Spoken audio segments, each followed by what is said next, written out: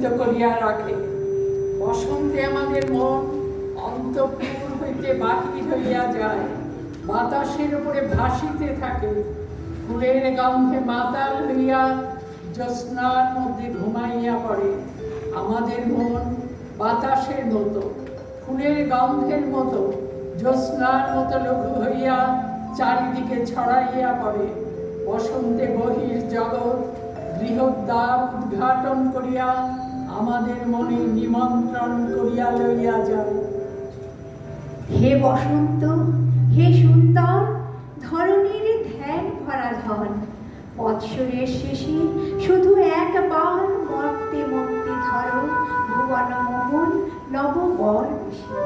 তারে লাগে তপস্বিনী কি তপস্যা করে অনুক্ষণ, আপনারই তপ্ত করে, ধৌত করে, ছাড়ে আভরণ, ত্যাগের সর্বস্ব দিয়ে ফল অর্ঘ্য করে আহরণ তোমার উদ্দেশ্যে। রবীন্দ্রনাথ 1923 সালে ফাল্গুনী পূর্ণিমার দিন অষ্টম সম্মেলনের অধিবেশনে বসন্ত উৎসবের আয়োজন ও সূচনা করেছিলেন। বসন্ত উৎসব হলো সবার রঙে রং মিশিয়ে দেওয়ার এক উৎসব। আজ সবার রঙে রং মেশাতে হবে।